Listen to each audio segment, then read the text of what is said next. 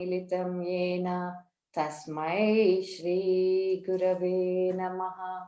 Shri Chaitanya Manobhishtam Stapitam yena Bhutale Swayam Rupa Kada Mahyam Dadate Swa Padantikam Vandeham Shri Guru Shri Yuta Padakamalam Shri Gurun Vaishnavamscha Shri Rupam Sagrajatam Sahagana Raghunatanvitam Tam Sajivam Sadvaitam Savadhutam Parijana Sahitam Krishna Chaitanya Devam Shri Radha Krishna Padan Sahagana Lalita Shri Vishakanvitamscha He Krishna Karuna Sindhu Deenabandhu Jagatpate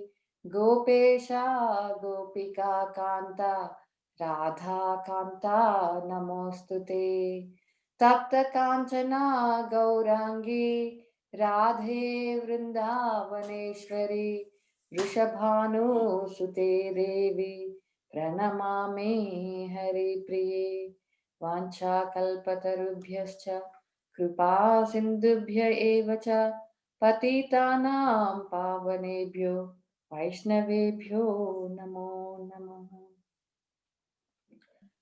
Jai Shri Krishna Chaitanya Prabhu Nityananda Shri Advaita Gadadhara Shivasadi Gaura Bhakta Vrinda Hare Krishna Krishna Krishna Hare Hare Hare Rama Rama Rama Hare Hare Hare Krishna Krishna Krishna Hare Hare Hare Rama Rama Rama Hare Hare Hare Krishna Krishna Krishna Hare Hare Hare Rama Rama Rama Hare Hare Narayanam Namaskritya Naram Chaiva Narottamam Devim Saraswatim Vyasam Tato Jayam Udirayet Nashtaprayeshu Abhadreshu Nityam Bhagavat Sevaya Bhagavat Yuttama Shloke Bhaktir Bhavati Naishtuki. So Hare Krishna, welcome everyone again. Let me see whoever is here. Hare Krishna, Shiva Prabhu, Ambada Prabhu, Narayan Prabhu, Neela Mataji, Haribol, Philip Prabhu, Sangeeta Mataji, Shankar Prabhu, and Sumadhura Radhika Mataji, Vranalal Prabhu. Hare Krishna, all the devotees, all glories to you. So today we were mostly interactively reading about a Mahajan, Bali Maharaj. Whenever we read about great devotees, we get their association and it makes us blissful and gives us lots of confidence and it gives a direction in the life. So it's always very, very nice to associate with the great devotees, Mahajans. We were reading a little book yesterday. It's called Journey Within. And this begins with, in the first chapter, Radhana Swami Maharaj explains his encounter with a lady in an aeroplane, in an airport, in travel from Canada to America. No, sorry, America to Canada. So this lady is very aggressive because the flight is delayed for a good few hours. And she's very angry with the crew there and the team there. And they were saying that, if you don't calm down, we'll call the security. And she was so angry and huffing and puffing, and she spotted a Maharaj there and she said, "Are you a monk?" So Maharaj felt, "Oh, why did she choose me?" And then he said something like that.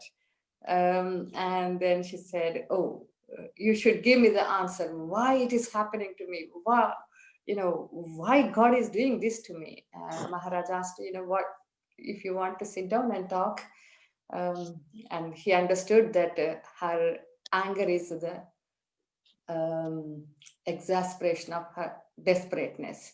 So she mentioned to Maharaj, in an accident, he lost her husband and children, and she was cheated by the bank, and she lost the house, and she was left with a possession of just a briefcase, nothing else. And then to make things worse,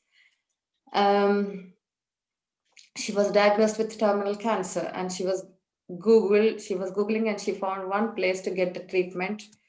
And they said she has to be on this date on time for the treatment, and the flight is delayed, and it's clear that she is not able to attend that appointment, and she was getting very angry.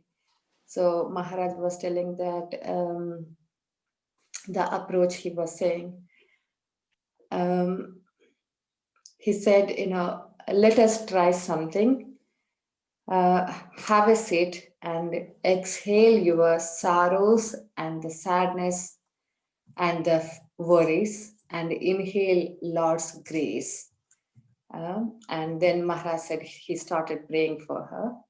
So, and after talking to Maharaj, she felt very calm, and Maharaj further asked about, tell me who you are. And she said, I told you, I'm Dorothy, I'm 57. What do you want me to say? And Maharaj said that, reflect on when you were a little, you were a baby, when you are middle age, you are a middle-aged woman, but who are you really? And then he was telling her not giving the knowledge of the soul, to put that perspective. We see every day, it's a really tough time for many people, some struggling with the health, some worried about the family members' health, and they're worried about the elderly parents, and the near and dear. At the same time, people are losing job, lots of redundancies. The whole society is in bit chaotic, very anxious, difficult to be calm and peaceful compared to when things were smooth and happy. For example, just before Christmas, people will be happy and charitable, but it is totally opposite. People are very angry, frustrated, taking that anger on the other agencies, authorities, family members. So it's a very difficult time. So looking at this perspective, how Dorothy took the life, and how Mahajans takes their life, and if we follow their footsteps, it gives us great strength in everyday life journey. It gives us a happiness, and despite difficult times, it's not just coping skills, it gives confidence and happy, be happy in facing the difficult situations. So without going long, we will start with reading about Mahajans. So I'll just give a brief description of how this pastime begins. Yeah. So people sometimes think that these are all the stories and myths and mythology, but the Srimad Bhagavatam tells it's a true history.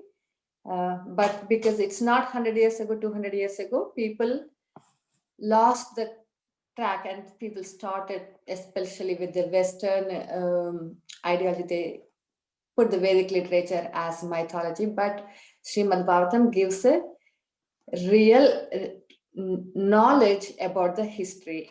So this is the pastime of Lord Vamanadev. So whenever we remember Bali Maharaj, what is the thing we remember? We remember about Vamanadev. That picture, Lord Vamanadev with an umbrella and water pot, begging for the charity, and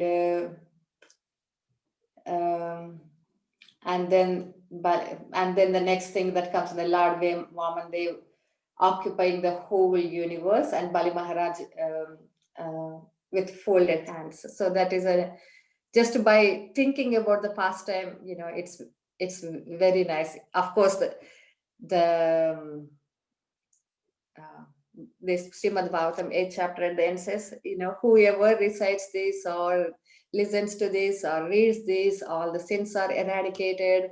For the people who wanted some material benefit, it's there as well. So their sins are eradicated, they become blissful, their endeavors become successful, all those things. So that's some motivation. If we are not motivated for just listening to the fast time, that is another chocolate or a sweetie to get motivated. Yeah. So this Mahajans, the role of Mahajans, dharma. When we call about dharma, the true religion, Bhakti was my daughter. Bhakti, she just started school day before yesterday. She was saying that the teacher asked who should be respected, and because at school it's easier for the children to say teachers, and everybody said teachers, and someone says elders, and Bhakti said, she said everybody should be respected. So this religion, yes, teachers should be respected, elders should be respected, but the verse in Mahabharata says, um, religion is the true principles of what is set by the Lord. So it varies with time and time. It's time, place, and circumstance. But how we can know? Because if it is varying with time, place, and circumstance, how can we know what is the true religion is? What is the right thing to do? That is where this pure devotees, these great devotees of the Lord, they come as our role models. So, for example, accepting elder is pious and religious. So, the God Vibhishan been glorified for not accepting his brother as respectable. So that's dharma is varying there. The and at the same time, this same similar thing we see in Bali Maharaj as we go by. So let us start just setting up a bit of background. I'll just read quick chapter summary of 18, and then I'll ask the other devotees to do the chapter 19 summary, and then few verses later on. Chapter 18, Lord Vamanadev, the dwarf incarnation. So it's in 8th canto.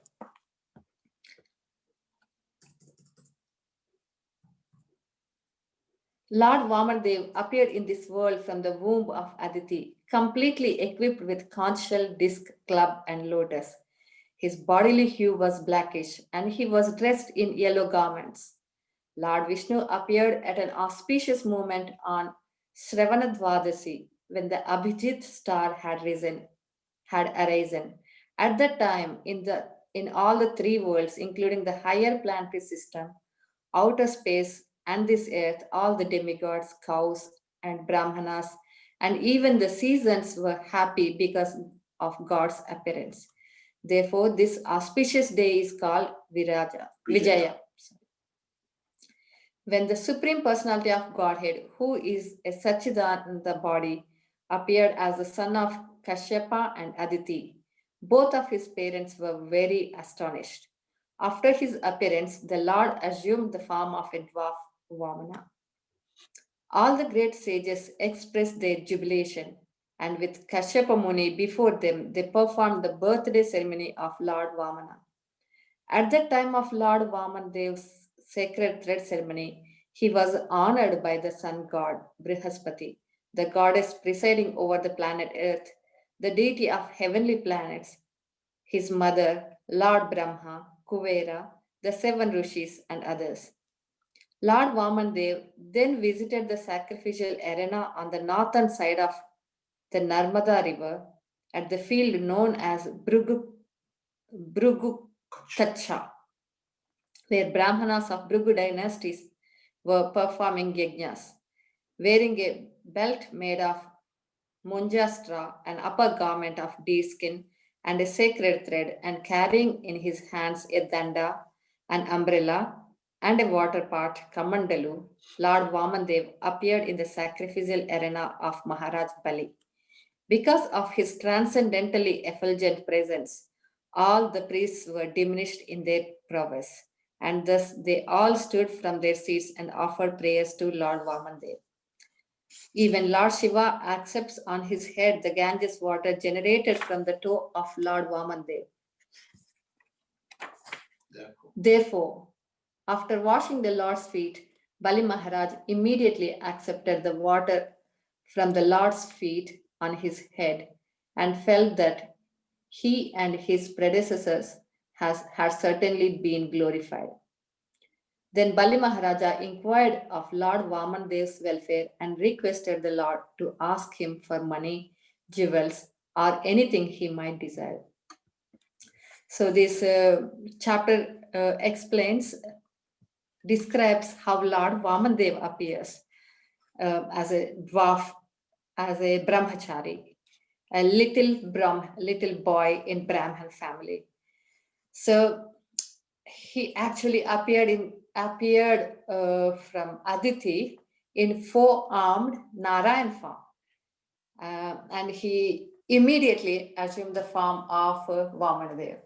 So this is wonderful. Sometimes people think that uh, um, Lord comes as human form. He is a human, not with godly qualities, and all these different sort of propaganda you hear from different gurus of different so-called spiritualists. But Srimad Bhagavatam is very clear. So Supreme Lord is Supreme Lord. He appears on his own will. He just appears as, the verse in the first verse of this chapter says, he appeared from the womb of Aditi, 4 hands decorated with conch shell, club, lotus, and disc. He was dressed in yellow garments, and he appeared like the petals of blooming lotus. So he is, the word is mentioned that it's like an actor. You can think of any famous actor. They changed roles as per their movie or drama. For example, our Shailesh Prabhu, sometimes he's hero in drama like Chaitanya Mahaprabhu, and sometimes he becomes villain like Kamsa, but he is Shailesh Prabhu.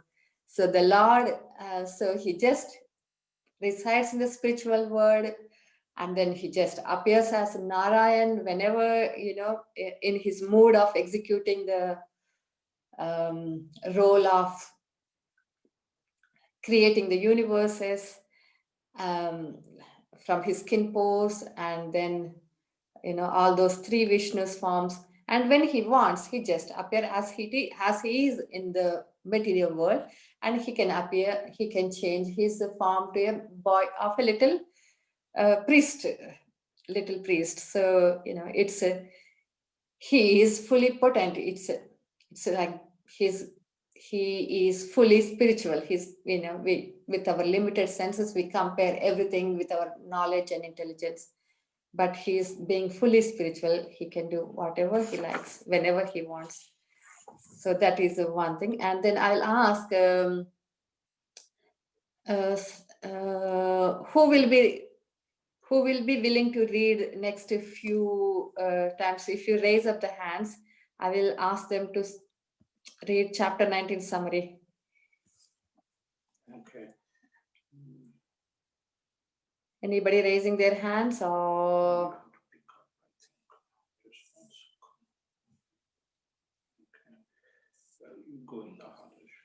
So shall I ask Madhu Mataji? Madhu Mataji, are you there? Hare Krishna Mataji. Which chapter? Madhu Mataji, chapter 19 summary we'll put on the screen. Okay, Mataji, I will try. Thank you, Mataji.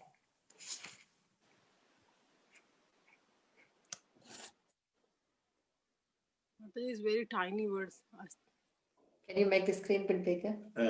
She must be watching from the Phone. phone, I think. Phone, maybe. yeah, I'm on the phone, Prabhuji. Okay. Anybody on the computer would like to read? Brajendralal Prabhu? Okay, Mata, can I read? Yeah, I can read if you wish.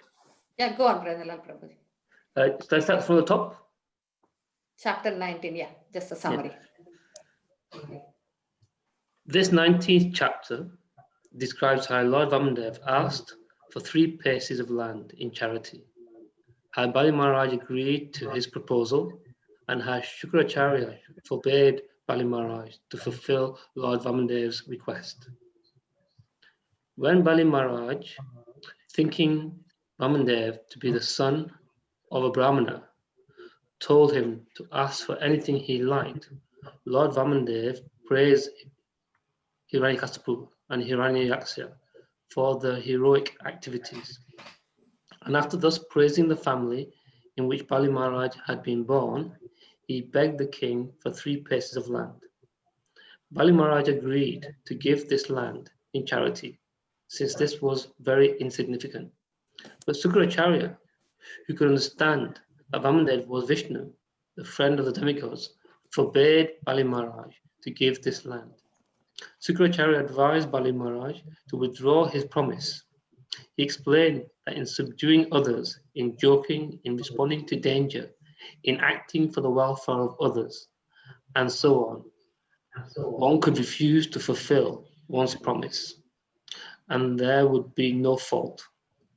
By this philosophy, Sukracharya tried to dissuade Bali Maharaj from giving land to Lord Vamandev. Yeah. Thank you, Prabhuji. So this is the Lord Vamandev came to Bali Maharaj when he was doing sacrifice, and he was asking for 3 pieces of land. And Shukracharya, being the priest and well-wisher of Bali Maharaj, he said, what you're doing is you're digging your own grave, don't do it.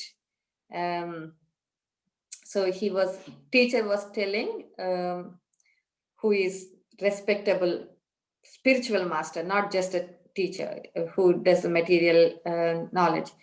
Bali Maharaj's spiritual teacher is Shukracharya, and he's telling that it is dharma, it is religion. So you can withdraw your promise. There are certain acceptable ways that when you can withdraw, when your life is in danger for the welfare of others, etc. So there are a few nice verses in this one. So we will go through those translations and so I'll read verse 17 in the same chapter, the translation. So where Vamandev was justifying why he want only 3 pieces of lands. So in the text 16, he says, "O King of Daityas, from your majesty, who come from such a noble family and who are able to give charity munificently, I ask only 3 pieces of land to the measurement of my steps." The next verse says, "O King, control of entire universe, although you are very munificent and are able to give me as much as land I want, I do not want anything from you that is unnecessary. If a learned Brahmana takes charity from others only according to his needs, he does not become entangled in sinful activities." And the purpose, it says, there's little in the verse, it says that, couple of sentences, I'll just read out. In the material world, all the distresses are due to extravagance. One acquires money extravagantly and also spends it extravagantly. Such activities are sinful. And the similar principle of is mentioned in Ishopanishad. Everything belongs to the Lord. It is called Ishavasya principle. if one accepts what is necessary for one's living, then it is, he doesn't get entangled in sinful activities, knowing that what is his quota left by the Lord for his living. But if he becomes encroaching others' quota, then the sin starts to affect the living entity. So I'll go on reading the next one. Bali Maharaj said, "O son of Brahmana, your instructions are as good as those of learned and elderly persons. Nonetheless, you are a boy, your intelligence is insufficient, thus you are not very prudent in regard to self-interest." So now I will ask Brother Lal Prabhu to carry on reading the translations, There are other devotees who are 21 to 25. okay. Prabhuji, Brother Lal Prabhu, From? Yeah, I'm here. 21 I'm to here. 25 translations. Okay. The personality of Godhead said, "O my dear king, even the entirety of whatever may be within the three worlds to satisfy one's senses cannot satisfy a person whose senses are uncontrolled. O small boy, one who approaches me to beg something should not have to ask anything more anywhere. Therefore, if you wish, you may ask from me as much land as will suffice to maintain you according to your needs." The personality of Godhead said, "O my dear king, even the entirety of whatever there may be within the three worlds to satisfy one's senses cannot satisfy a person whose senses are uncontrolled." Text 22. If I were not satisfied with 3 places of land, then surely I would not be satisfied even with possessing one of the 7 islands consisting of the 9 verses. Even if I possess one island, I would hope to get others. We have heard that although powerful kings like Maharaj Prithu and Maharaj Gaya achieved proprietorship over the 7 dwapas, they could not achieve satisfaction or find the end of their ambitions. One should be satisfied with whatever he achieves by his previous destiny, for discontent can never bring happiness. A person who is not self-controlled will not be happy even with possessing the 3 worlds. Material existence causes discontent in regards to fulfilling one's lusty desires and achieving more and more money.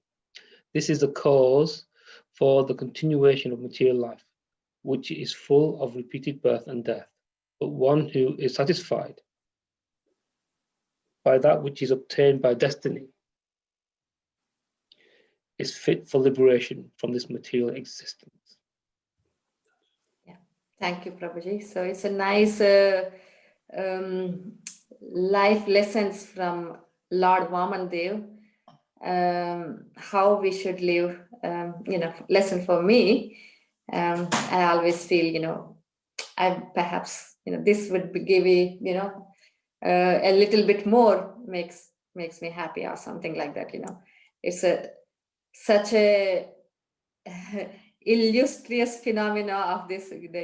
I think the economy teachers may hate these verses from Srimad Bhagavatam because everybody is content. So it's they cannot run their businesses, but at the same time everybody is so distressed and with so much passion, accruing more and more money and more land, more and more possessions, more and more so-called attractive things to others. So this is a sort of fundamental principle how one should live and how one should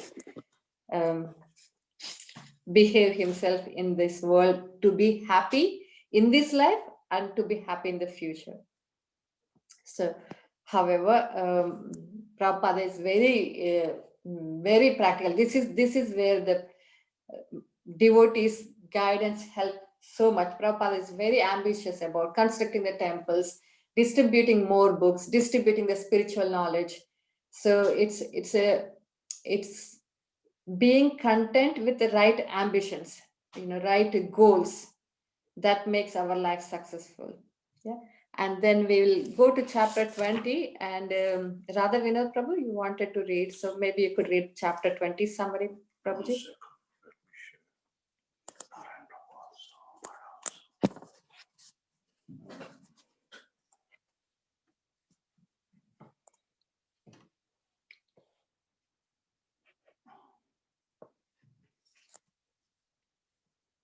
Radha Vinod Prabhu. He said he's going to read. Narayan Prabhu said that. Okay. Narayan Prabhu, would you like to read chapter 20 summary?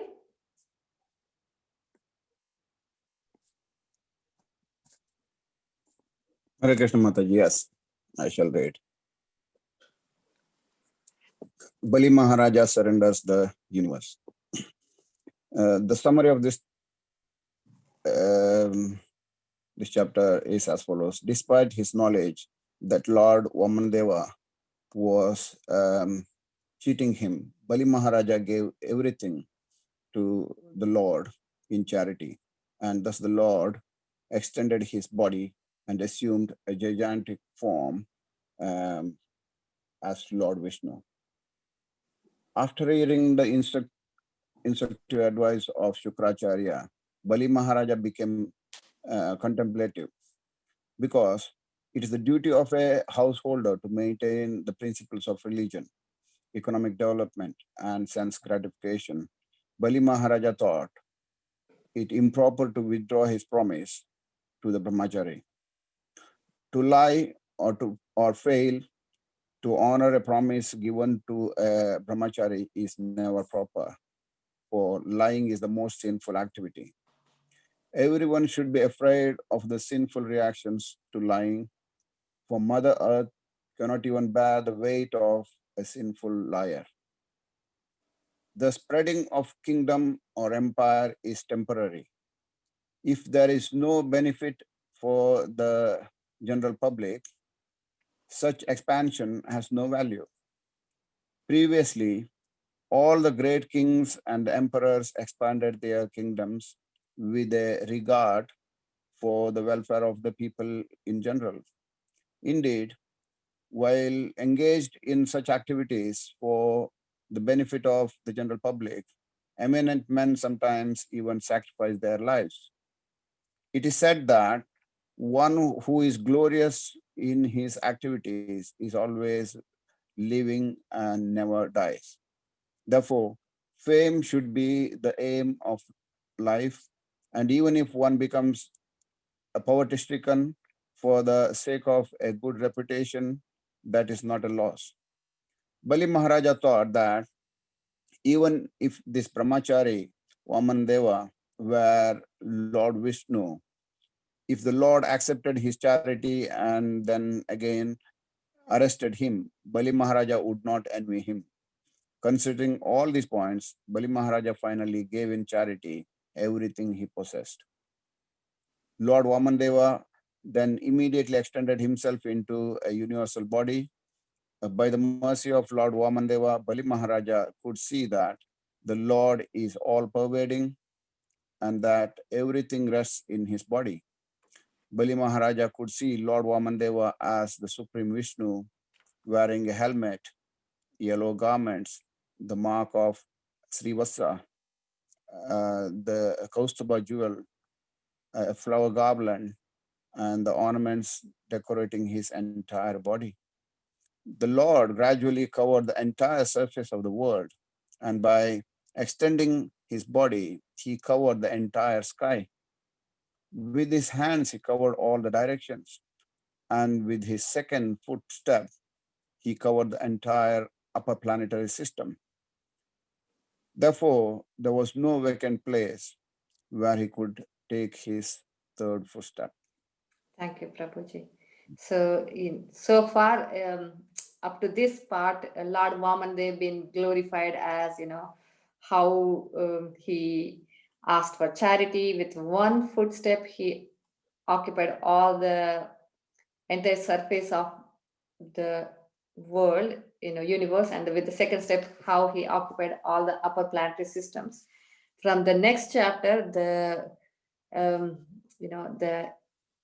exaltedness of Bali Maharaj. Now I feel from this chapter, the hero is not Vaman, the hero is Bali Maharaj. So it's we'll go to chapter 21 summary. Mumbada Prabhu, would you like to read chapter 21? Just 1 second. Yes, Mataji. Summary of chapter 21. 1 second. Strong. So it's just, we'll put it on the screen. Okay, Mataji.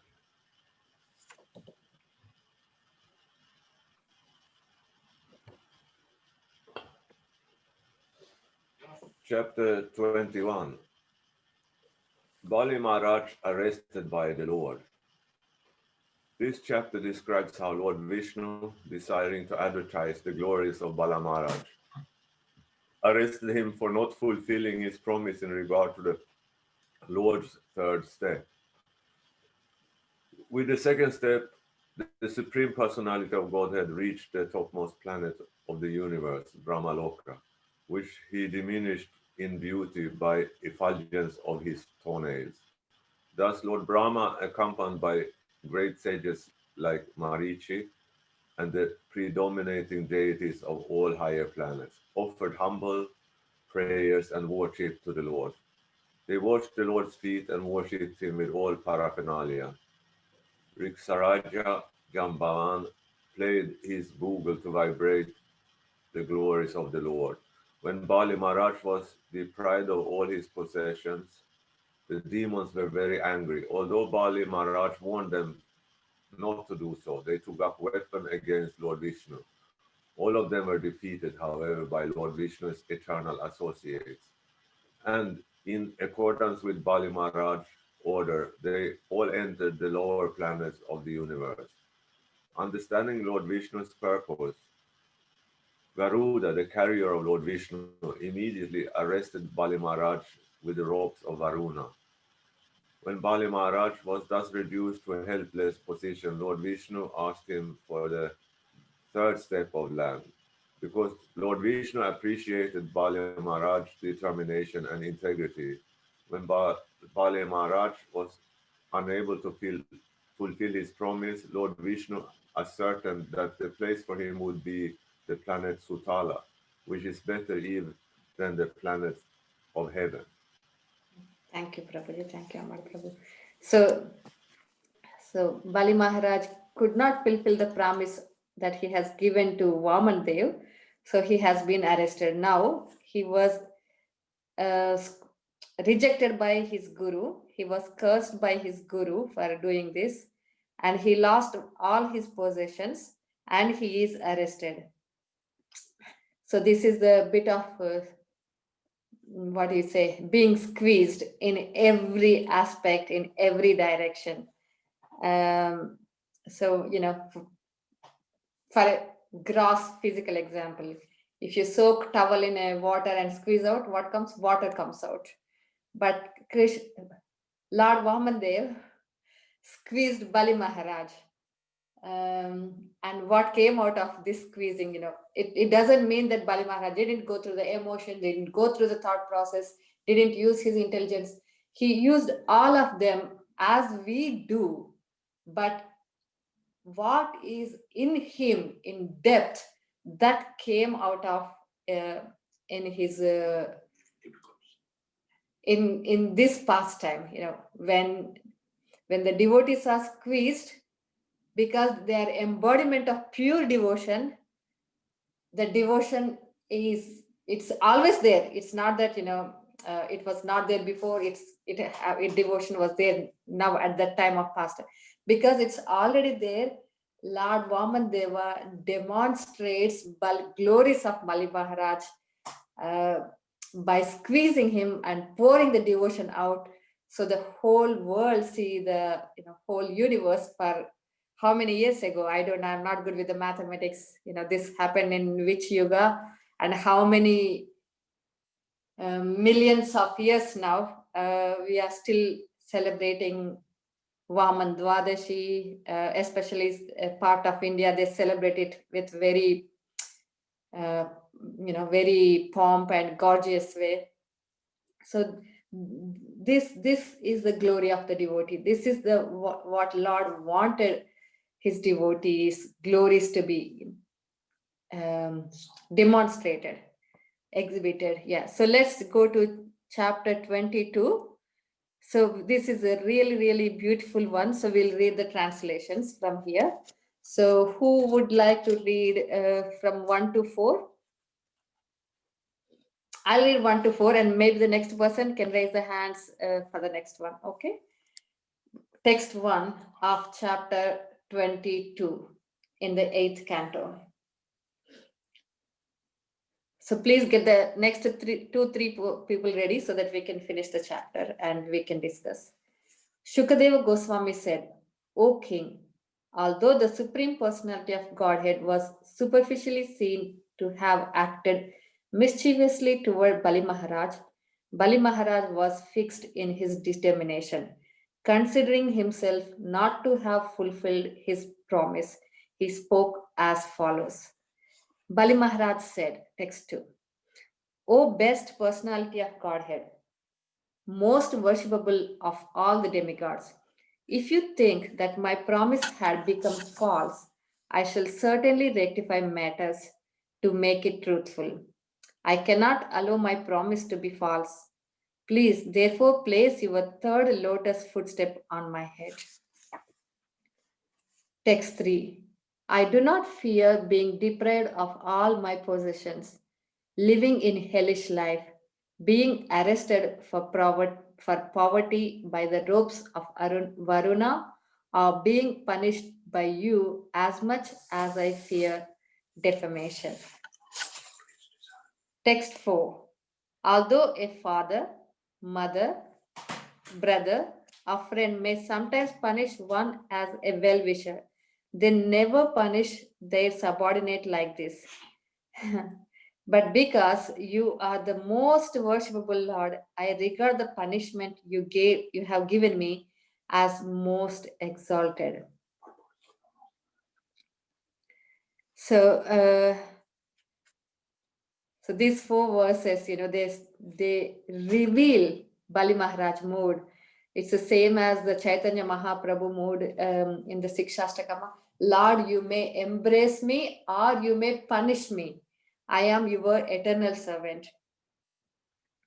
So let us glorify Chaitanya Mahaprabhu. Just because of Chaitanya Mahaprabhu's mercy, this movement, this Hare Krishna mantra, this bhakti, this mood of bhakti, these scriptures, they are, and of course Srila Prabhupada, who played a vital role in Chaitanya Mahaprabhu's mercy, this highest, purest devotion is made available to us in Manchester when we are so much engrossed in our materialistic activities, running around crazily with the family, maintenance, children, or whatever.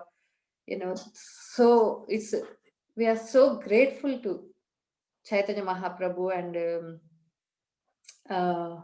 Srila Prabhupada for this giving this association of Bali Maharaj and other devotees to us through this form of Srimad Bhagavatam narrations. So Bali Maharaj says it's an interesting thing. So a father, a mother, a friend, well-wishers, punishes their children for certain reason, but this punishment is he didn't feel it funny or happy, or he found it really difficult. Yet because, and he regarded this punishment given by Lord as most exalted. Look at his mood. He didn't blame Lord at all. Yeah. So, Bada Prabhu, you would like to read the next ones up to 14. Yes, Mataji. From 5 to 14. Yeah, 6 to 14. Text 6 to 7. Many demons who were continuously inimical towards you finally achieved the perfection of great mystic yogis.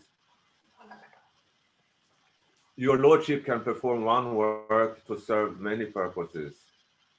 And consequently, although you have punished me in many ways, I do not feel ashamed of having been arrested by the ropes of Varuna, nor do I feel aggrieved.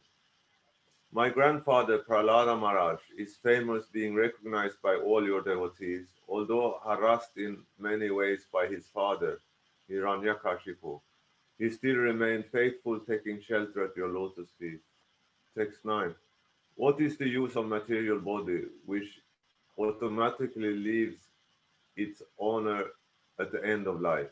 And what is the use of all one's family members who are actually plunderers, taking away money that is useful for the service of the Lord in spiritual opulence? What is the use of a wife? She is only the source of increasing material conditions. And what is the use of family, home, country, and community? Attachment for them merely wastes the valuable energy of one's life.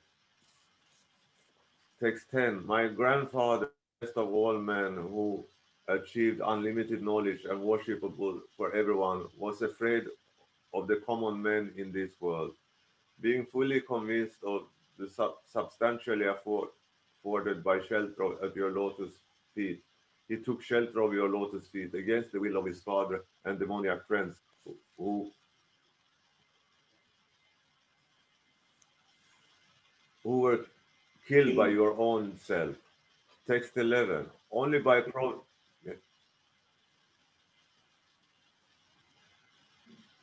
providence I have been forcibly brought under your lotus feet and deprived of all my opulence.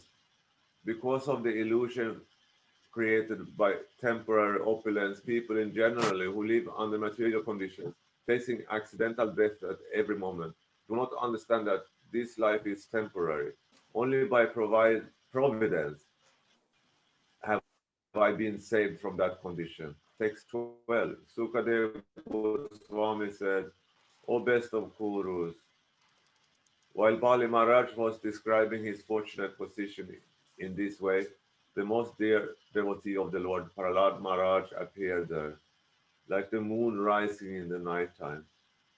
Text 13. Then Bali Maharaj saw his grandfather, Prahlad Maharaj, the most fortunate personality, whose dark body resembled black ointment for the eyes. His tall, elegant figure was dressed in yellow garments.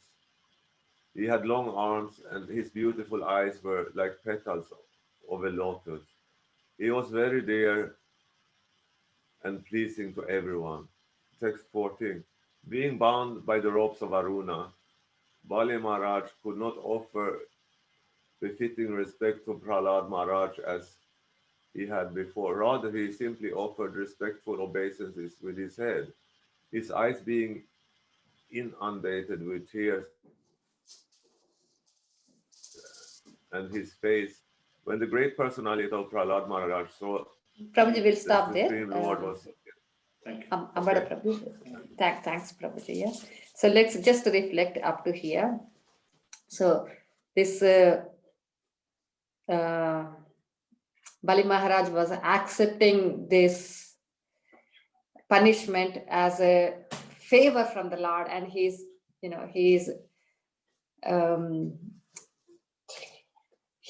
not rejecting it. He is gracefully accepting as a favor of the Lord.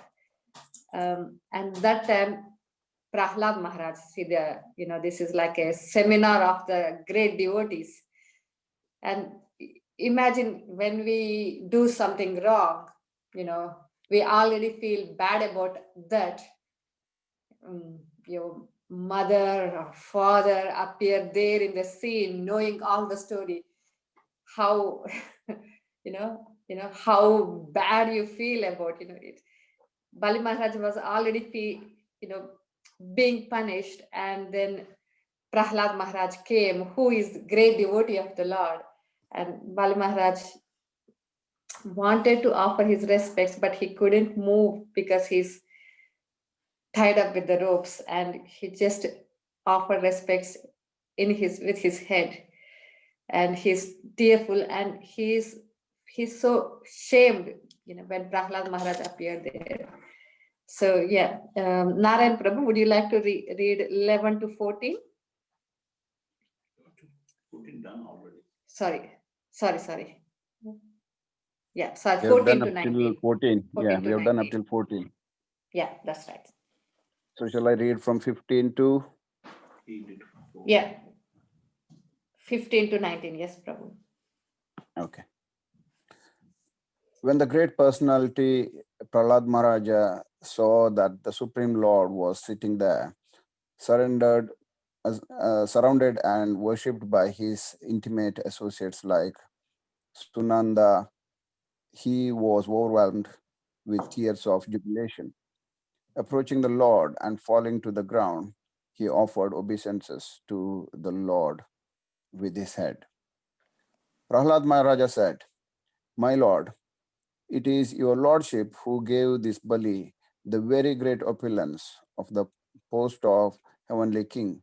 And now, today, it is you who have taken it all away. I think you have acted with equal beauty in both ways, because his exalted position as King of Heaven was putting him in the darkness of ignorance. You have done him a very merciful favor by taking away all his opulence. Material opulence is so bewildering that it makes even a learned, self-controlled man forget to search for the goal of self-realization. But the Supreme Personality of Godhead, Narayana, the Lord of the universe, can see everything by his will. Therefore, I offer my respectful obeisances unto him." Shukadeva Goswami continued, "O King Parikshit, Lord Brahma then began to speak to the Supreme Personality of Godhead within the hearing of Prahlad Maharaja, who stood nearby with folded hands. But Bali Maharaja's chaste wife, afraid and aggrieved at seeing her husband arrested, immediately offered obeisances to Lord Vamanadeva Upendra. She folded her hands and spoke as follows. Yeah, thank you, Prabhuji. So Bali Maharaj is already embarrassed, and Prahlad Maharaj came, and what did he say? He said Bali Maharaja had very great opulence of the post of Heavenly King, and you took it away. You acted, you did it. It's so beautiful, giving him Heavenly Kingdom and taking it away. His exalted position of King of Heaven was putting him in the darkness of ignorance. You have done him a very merciful favor. So if we would like friends, we should get the friends like this, not the friends who just supports in everything. So Prahlad Maharaj was, being a family member, you would you would expect him to be supporting Bali Maharaj and maybe asking Vamandev, it's not fair, you shouldn't have done. You were merciful to me when I was a little boy, why are you doing like this? No, Prahlad Maharaj, he was saying that you have done a very merciful favor by taking away all his opulence. And it didn't stop there, and he says that it makes a person bewildered and ignorant. So this is the this sort of association. What we need in our life is the people who, when it appears to be that so-called we are doing really good, but who can say that who can point us to show how far we are away from our goal. They are our real well-wishers. So let's read this next few ones. when Vindhyavali spoke. I will read about this because, and I'll ask the next person to get ready for the next one. I'll just read this this only one translation and talk 1 minute about it. Srimati Vindhyavali said, "Oh my Lord, you have created the entire universe for the enjoyment of your personal pastimes, but foolish, unintelligent men have claimed proprietorship for material enjoyment. Certainly, they are shameless agnostics, falsely claiming proprietorship. They think they can give charity and enjoy. In such a condition, what good can they do to you, who are the independent creator, maintainer, and annihilator of this universe?" So,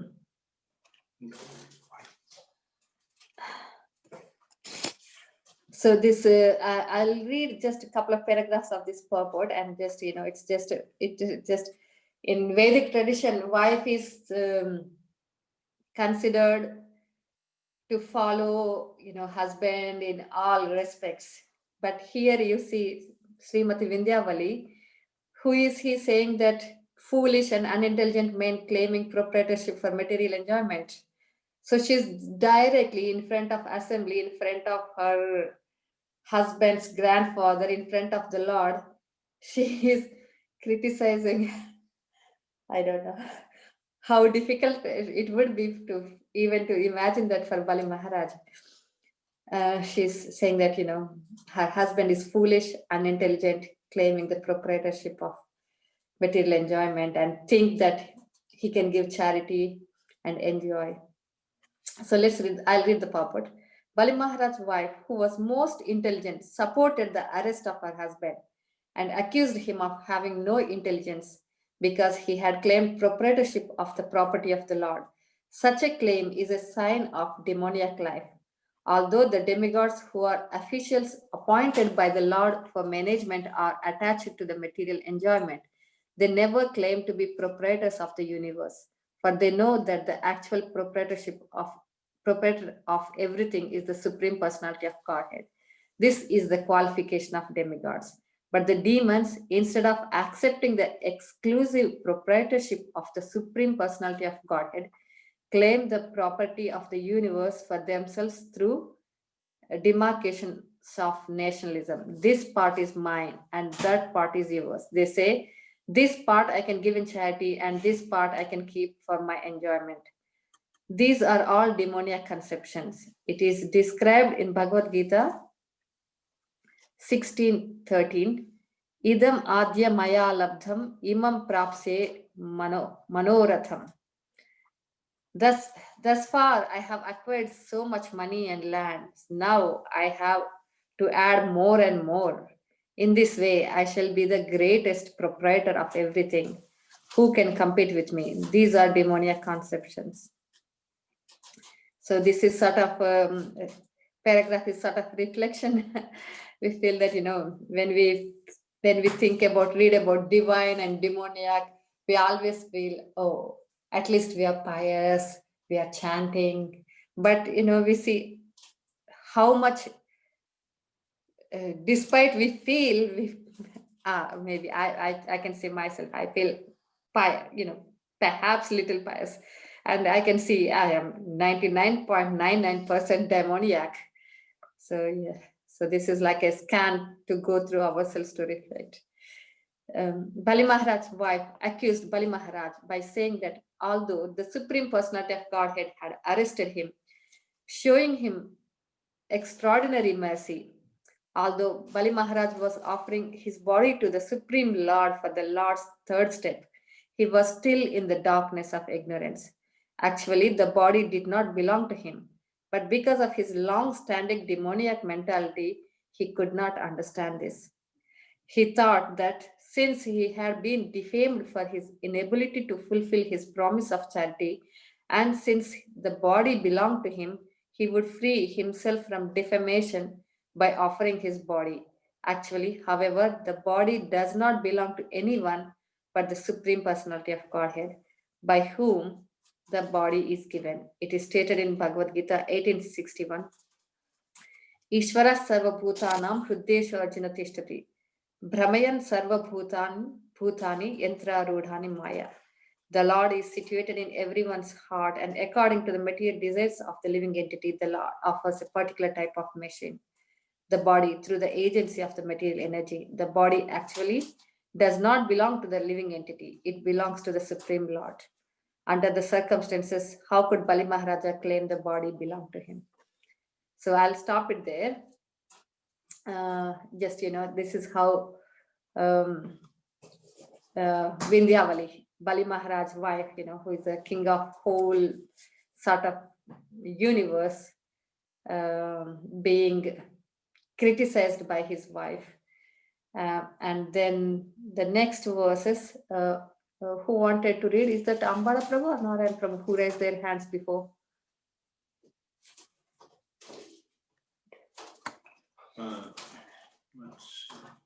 Who would like to read the next few verses?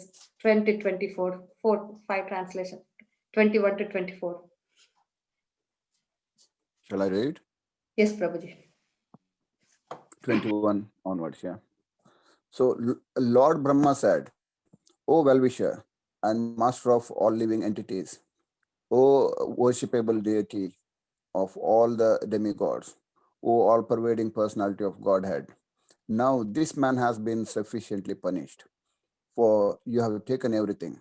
Now you can release him. He does not deserve to be punished more. Text 22. Bali Maharaja had already offered everything to your lordship. Without hesitation, he has offered his land, the planets, and whatever else he earned by his pious activities, including even his own body. Text 23. By offering even water, newly grown grass, or flower buds at your lotus feet, those who maintain no mental duplicity can achieve the most exalted position within the spiritual world. This Bali Maharaja, without duplicity, has now offered everything in the three worlds. How then can he deserve to suffer from arrest? The Supreme Personality of God has said, My dear Lord Brahma, because of material opulence, a foolish person becomes dull-witted and mad. Thus, he has no respect for anyone within the three worlds and defies even my authority. To such a person, I show special favor by first taking away all his possessions. Thank you, Prabhuji. Yeah. Thank you. So the Brahma, another pure devotee of the Lord, another devotee, Mahajan, came. He was trying to rescue Bali Maharaj. See, look, I've just imagined the scenario.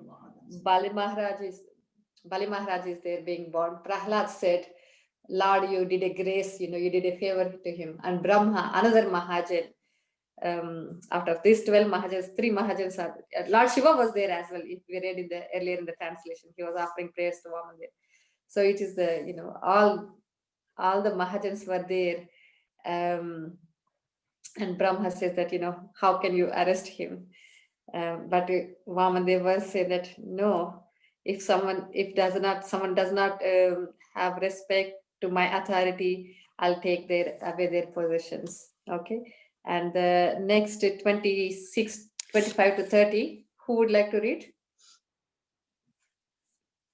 We are coming to the end of the chapter. So would you say the people say golden drops? These are the, nectarian drops. Philip Prabhu, would you like to read? Okay, let's see. Yeah, text 25. Text 25. While rotating in the cycle of birth and death again and again in different species, because of his own fruitive activities, the dependent living entity by good fortune may happen to become a human being. This human birth is very rarely obtained. Text 26. If a human being is born in an aristocratic family or higher status of life, if he performs wonderful activities, if he is youthful, if he has personal beauty, a good education, a good wealth, and if he is nonetheless not proud of his opulences, it is to be understood that he is especially favored by the Supreme Personality of Godhead. Text 27. Although aristocratic birth and other such opulences are impediments to advancement in devotional service, because they are causes of faults, prestige, and pride, these opulences never disturb a pure devotee of the Supreme Personality of Godhead. Bali Maharaj has become the most famous amongst the demon and non-believers, for in spite of being bereft of all material opulences, he is fixed in his devotional service. Text 29:30. Although bereft of his riches, fallen from his original position, defeated and arrested by his enemies, rebuffed and deserted by his relatives and friends, although suffering the pains of being bound, and although rebuffed and cursed by his spiritual master, Bali Maharaj, being fixed in his vow, did not give up his truthfulness. It was certainly with pretension that I spoke about religious principles, but he did not give up religious principles, for he is true to his word. Hare Krishna, Maharaj. Carry on, Prabhuji. Carry on till the end of the chapter. Okay. The Lord continued, text 31, the Lord continued, because of his great tolerance, I have given him a place not obtainable even by demigods. He will become the king of the heavenly planets during the period of the Manu and Sabani. Text 32, until Bali Maharaj achieved the position of king of heaven, he shall live on the planet Sutala, which was made by Vishwakarma according to my orders, because it is especially protected by me. It is free from mental and bodily miseries, fatigue, dizziness, defeat, and all other disturbances. Bali Maharaj, you may now go live there peacefully. Text 33. O Bali Maharaj, Indrasena, now you may go to the planet Sutala, which is desired even by the demigods. Live there peacefully, surrounded by your friends and relatives, although all good fortunes unto you. Text 34. On the planet Sutala, not even the predominating deities of other planets, what to speak of ordinary people, will be able to conquer you. As far as the demons are concerned, if they transgress your rule, my dis may kill them. Text 35, O great heroes, I shall always be with you and give you protection in all respects, along with your associates and paraphernalia. Moreover, you will always be able to see me there. Text 36, because there you will see my supreme powerlessness, your materialistic ideas and anxieties that have arisen from your association with demons and danvars will immediately be vanquished. Thank you, Prabhuji. Yeah. So let's go back to these last few verses again from 26 onwards.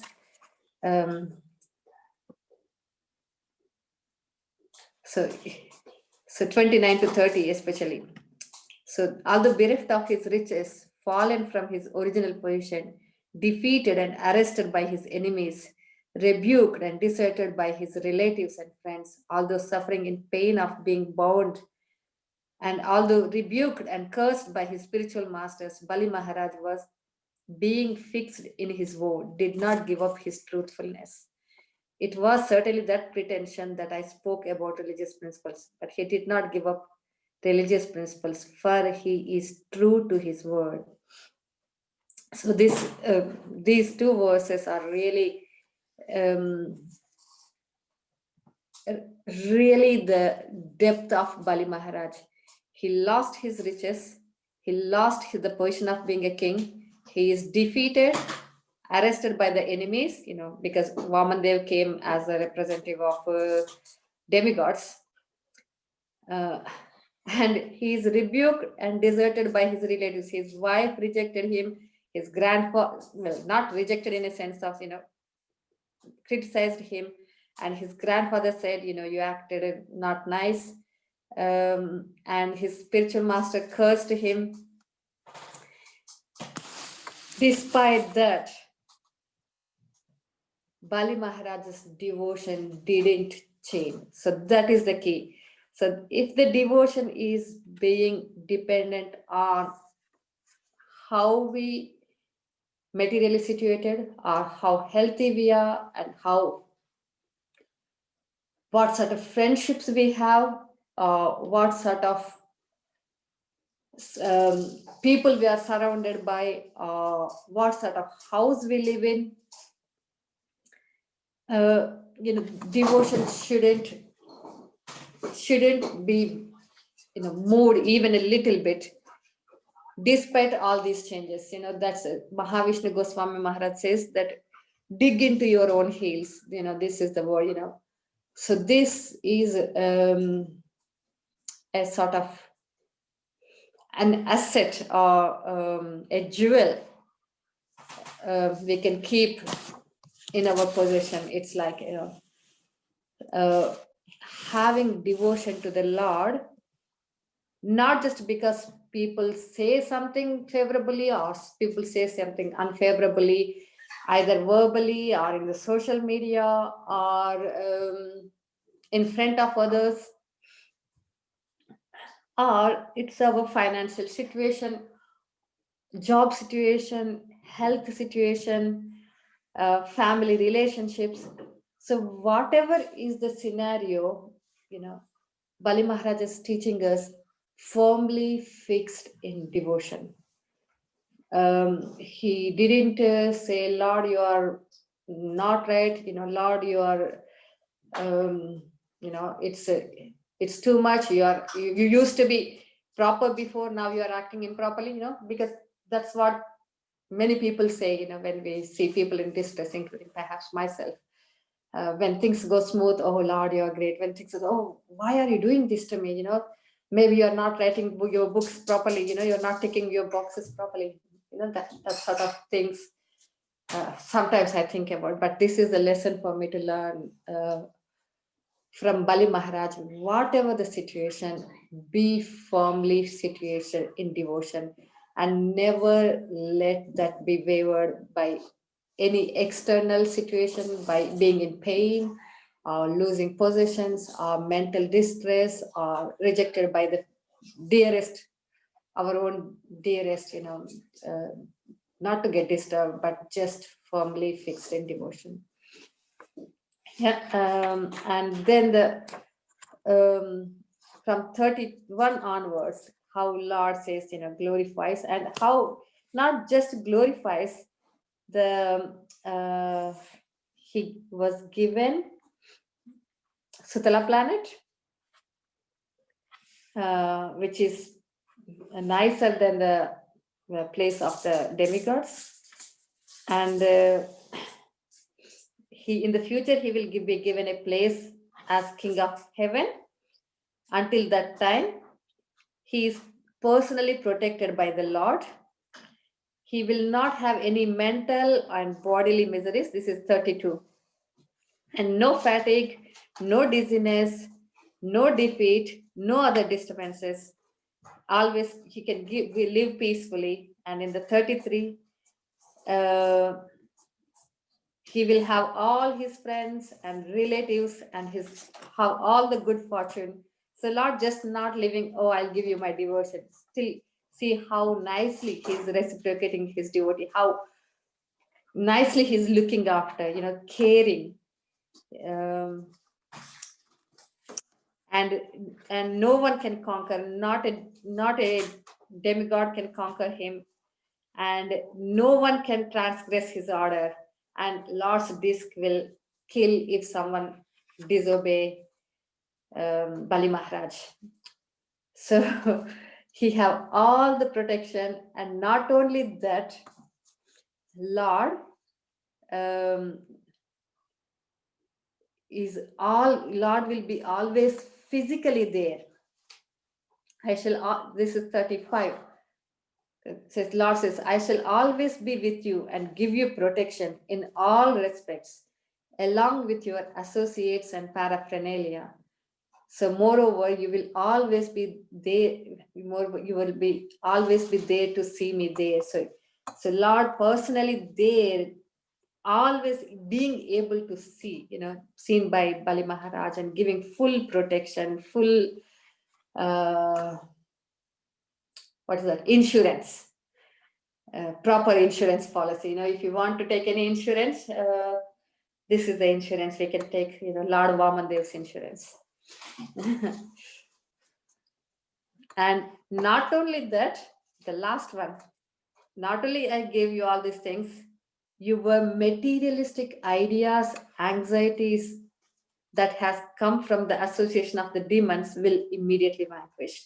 So not only he got all this protection, he got the warranty of his insurance by saying that you will not have any more materialistic ideas or anxieties. So what else one can ask for or hope for. So the Lord shows us how wonderfully he reciprocates and looks after the devotees. He says, I reciprocate according to their approach and the surrender. Ye yata mam prapadyante. To the proportion or to the degree the devotee reciprocates the Lord, to the degree Lord reciprocates with him. So that is a nice message. And just we'll read the chapter 23, just to end with just few verses, not much, 13 to 16. Who would like to read?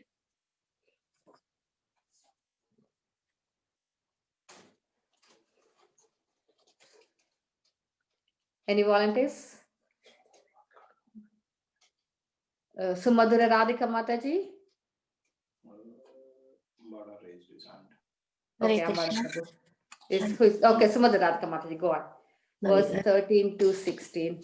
Sure. Hari, the Supreme Personality of Godhead, Narayana, thereafter addressed Shukracharya, who was sitting nearby in the midst of the assembly with the priests, Brahma, Hota, Udagata, and Adhavaryu. O Maharaj Parikshit, these priests were all Brahmavadis, followers of the Vedic principles for performing sacrifices. Text 14. O best of the Brahmanas, Shukracharya, please describe the fault or discrepancy in your disciple Bali Maharaj, who engaged in performing sacrifices. This fault will be nullified when judged in the presence of qualified Brahmanas. Text 15. Shukracharya said, My Lord, you are the enjoyer and lawgiver in all performances of sacrifice, and you are the Yajna Purusha, the person to whom all sacrifices are offered. If one has fully satisfied you, where is the chance of discrepancy or faults in his performances of sacrifices? Text 16. There may be discrepancies in pronouncing the mantras and observing the regulative principles, and moreover, there may be discrepancies in regard to time, place, person, and paraphernalia. But when your lordship's holy name is chanted, everything becomes faultless. Did you want me to carry on? Yeah, Mata, we'll just little discuss and then we'll, yeah. Okay. So this verse, mantras, tantras, chidram, desha kalat vastutaha, sarvam karoti nischidram, anusankirtanam tava. So anusankirtanam. So Shukracharya was saying that in 15, My Lord, you are the enjoyer and lawgiver of all the performance and sacrifices. When uh, when one has fully satisfied you, O my Lord, what is the chance of discrepancies and faults in the performance of sacrifice? So, Lord not only gave all the boons to Bali Maharaj, he cornered Shukracharya, just said, come on, tell me what you cursed my devotee. So, what faults has he done? We should judge in front of everyone. So, if there is any faults, if it is judged in front of everyone, they will be nullified. So, and Shukracharya was saying this verse, text 16. So, we can highlight the verse 16 and then we can see the purport as well. So, that will everybody can see. 16, yeah. There may be discrepancies in pronouncing the mantras and observing the regulatory principles. And moreover, there may be discrepancies in regard to time, place, person, and paraphernalia. But when your Lordship's holy name is chanted, everything becomes faultless. So when we think of chanting the holy name, sometimes people think, oh, why they are asking us to chant the holy name? But you see how powerful, despite it appears so simple, how powerful is the holy name. When the Lord's holy name is chanted, everything becomes faultless.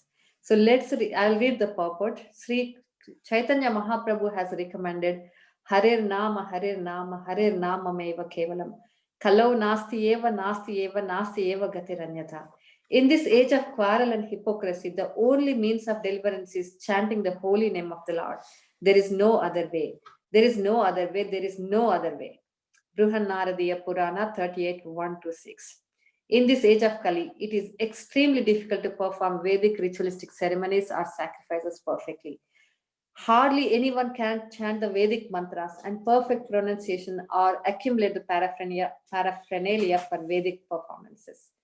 Therefore, the sacrifice recommended in this age is Sankirtan, constant chanting of the holy name of the Lord. Yajnai Sankirtana Prayar Yajantihi Sumedasaha. 11.5.29 Bhagavatam. Instead of wasting time performing Vedic sacrifices, who are intelligent, who possess good brain substance, should take in the chanting of the Lord's holy name and thus perform sacrifice perfectly. I have seen that many religious leaders are addicted to perform the yajnas and spending hundreds and thousands of rupees or pounds for imperfect sacrificial performances.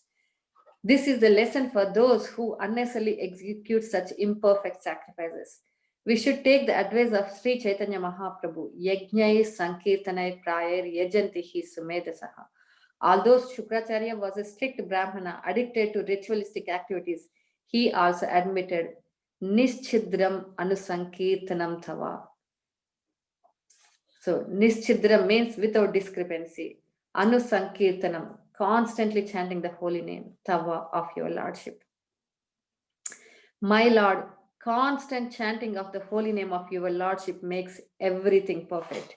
In Kali Yuga, the Vedic ritualistic ceremonies cannot be performed as perfectly as before. Therefore, Srila Jiva Goswami has recommended that although one should take care to follow all the principles in every kind of spiritual activity, especially in the worship of the deity, there is still a chance of discrepancies. And one should compensate for this by chanting the holy name of the Supreme Personality of Godhead. In our Krishna conscious movement, we therefore give special stress to the chanting of the Hare Krishna mantra in all activities. Hare Krishna, Krishna Krishna, Hare Hare, Hare Rama, Rama Rama, Hare Hare. So I'll just add a little bit more and we can perhaps stop. Shukracharya continued, Lord Vishnu, I must nonetheless act in obedience to your order because obeying your order is most auspicious and is the first duty of everyone. So this is a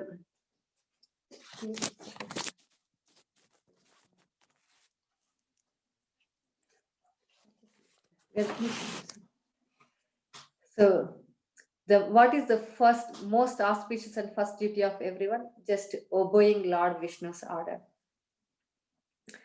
So this Shukadeva Goswami continued. In this way, the most powerful Shukracharya accepted the order of the Supreme Personality of Godhead with full respect. Along with the best of the Brahmanas, he began to compensate for the discrepancies in the sacrifices performed by Bali Maharaj. So now, that way, the Lord, Vamandev circumambulates Lord and goes to Sutala planet. Bali Maharaj circumambulates Lord Vamandev and goes to Sutala planet.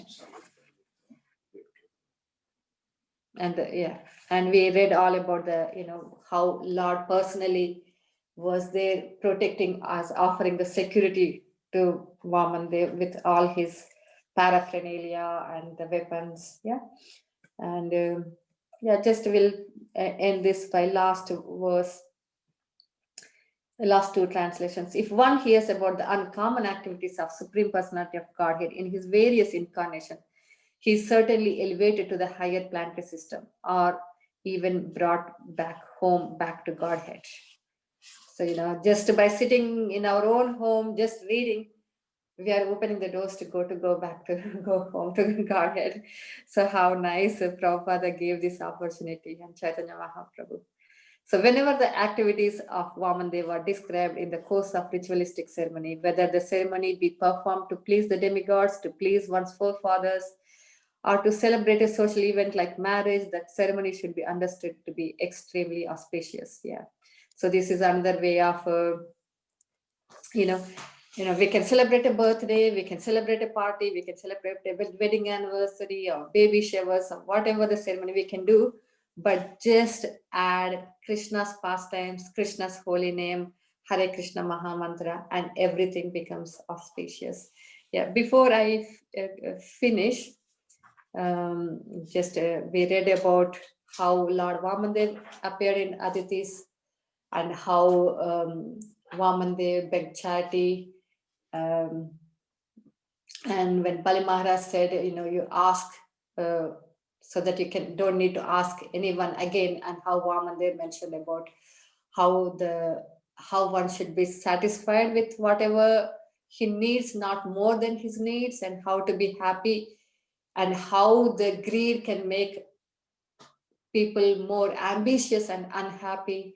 And we read how Vamandev occupied everything that Bali Maharaj belongs, and how Bali Maharaj surrendered, and how Bali Maharaj rebuked, but his devotion was standstill, which pleased Lord Vamandev so much, and Lord Vamandev reciprocated with Bali Maharaj. And we also read from the words of Shukracharya, we read how the holy name is so potent, makes everything auspicious.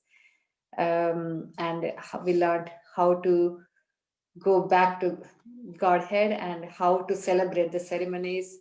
That's a little conclusion.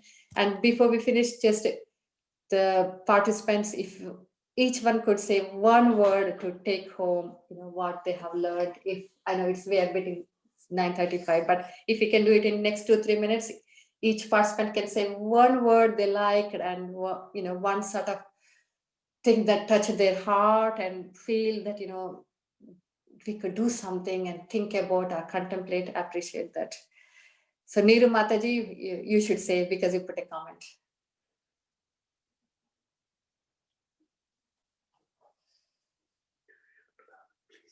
Hare Krishna, Neeru Mataji. Would you mind please sharing your realizations or? Hare Krishna. Can you hear me? Yes, Mataji. Hari Bol. Hari Bol, Hari Bol, Hare Krishna, everybody. The class was very fulfilling for me. We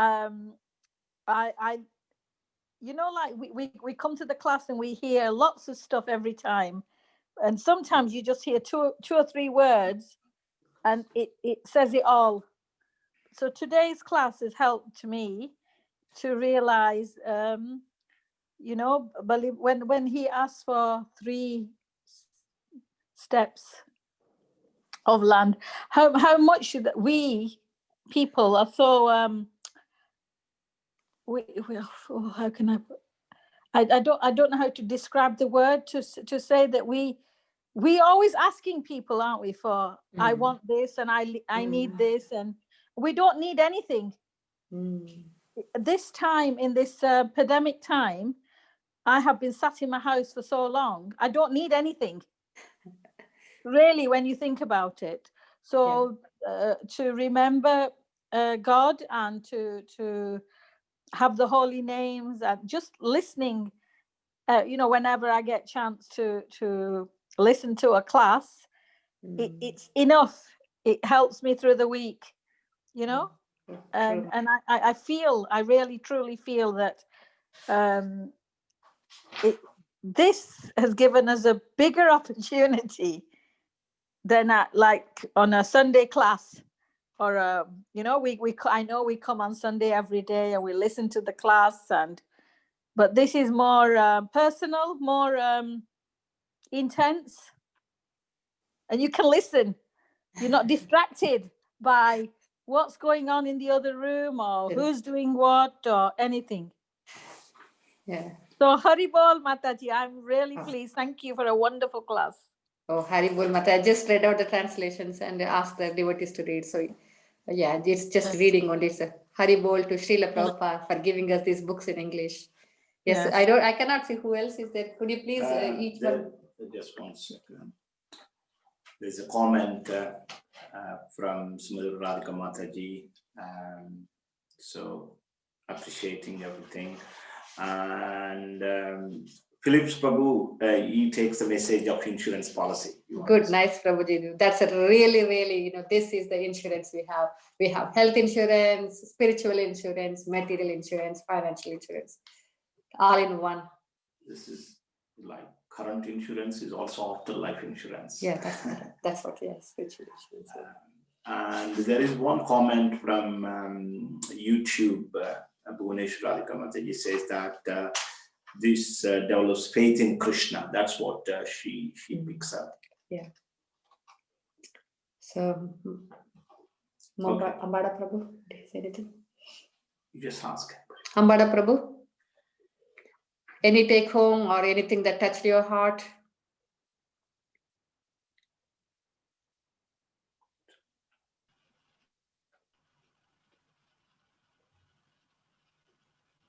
So maybe it's time for everyone to leave, perhaps, yeah.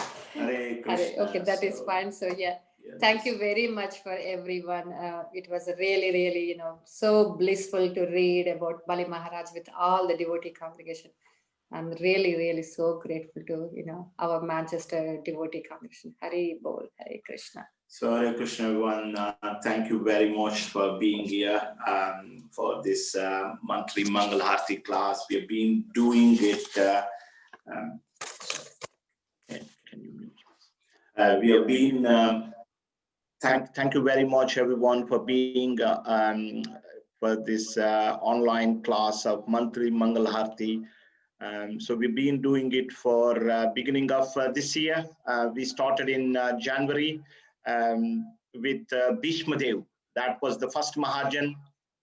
So today we discussed Bali Maharaj. So every month we are dedicating this first Saturday class for a Mahajan. So we got a couple of more Mahajans to come in.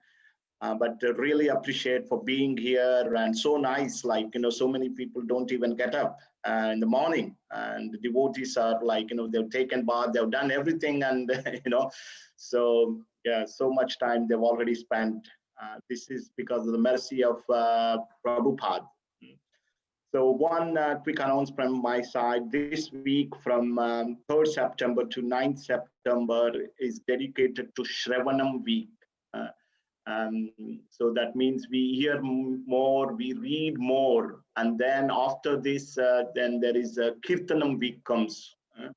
So I request all the devotees to participate. Tomorrow also we have a Sunday feast lecture by His Grace Radha Vinod Prabhu.